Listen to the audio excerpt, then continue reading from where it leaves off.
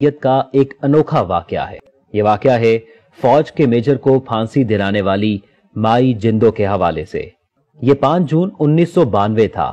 ٹنڈو بہاول سندھ کے گاؤں میں ایک حاضر سروس میجر ارشد جمیل نے پاک فوج کے دستے کے ساتھ چھاپا مار کر 9 کسانوں کو گاڑیوں میں بٹھایا اور جامشورو کے نزدیک دریائے سندھ کے کنارے لے جا کر گولیاں مار کر قتل کر دیا۔ فوج نے الزام لگایا کہ یہ افراد دہشت گرد تھے اور ان کا تعلق بھارت کے خفیہ ادارے را سے تھا۔ لاشیں گاؤں آئیں تو نہ صرف گاؤں بلکہ پورے علاقے میں کوہرام مچ گیا۔ ہر ماں اپنے بیٹے کی لاش پر ماتم کر رہی تھی۔ ان کے بین دل دہلا رہے تھے۔ ان ماؤں میں ایک 72 سال کی بوڑھی عورت مائی جندو بھی تھی۔ اس کے سامنے اس کے 2 بیٹوں بہادر اور منٹھار کے علاوہ داماد حاجی اکرم کی لاش پڑی تھی، مگر وہ خاموش تھی۔ عورتیں اسے بین کرنے پر اکسا رہی تھی۔ مائی جندو سکتے کے عالم میں بیٹوں اور داماد کے سفید ہو گئے چہرے دیکھے جا رہی تھی۔ ہر شخص کہہ رہا تھا کہ خاموشی سے میتیں دفنا دی جائیں۔ قاتل بہت طاقتور تھے۔ ان غریب ہاریوں کا ایسی طاقت والوں سے کیا مقابلہ؟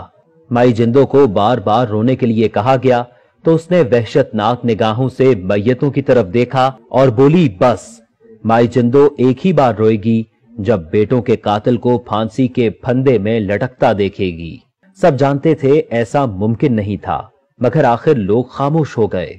مائی جندو کی بیٹیاں کرلا رہی تھی، مگر مائی جندو ساکت بیٹھی قتل ہونے والوں کو تکے جا رہی تھی۔ جنازے اٹھے تو مائی جندو نے سر کی چادر کمر سے باندھی، سیدھی کھڑی ہوئی اور لہو ہوتے جگر کے ساتھ بیٹوں کو الوداع کیا۔ مسئلہ یہ تھا، یہ ٹنڈو بہاول اندرون سندھ کا ایک دور دراز گاؤں تھا اور تب دریائے سندھ کے اس کنارے پر قتل ہونے والوں کی ویڈیو بنانے کے لیے موبائل کیمرہ بھی نہیں آیا تھا۔ ملک اور سندھ بھر میں خبر چلی کہ دشمن کے ایجنٹ مار کر ملک کو بڑے نقصان سے بچا لیا گیا۔ جس نے پڑھا، سن کر اس نے شکر کیا۔ جب سارا ملک شکرانہ ادا کر رہا تھا تب مائی جندو نے احتجاجی چیخ ماری۔ اس چیخ نے پرنٹ میڈیا کی سماعتیں چیر کر رکھ دی۔ مائی جندو بوڑھی تھی، جسمانی لحاظ سے کمزور، مگر وہ 3 مقتولوں کی ماں تھی۔ اس نے طاقت کے مراکز سے جنگ کا فیصلہ کیا اور اپنی 2 بیٹیوں کو ساتھ لے کر قاتلوں کے خلاف اعلان جنگ کر دیا۔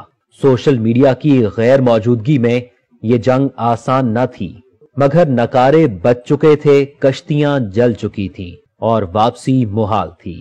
اخباروں اور صحافیوں کے ہمراہ مائی جندو نے اس چیخ کو طاقتی مراکز کے سینوں میں گھونپ دیا۔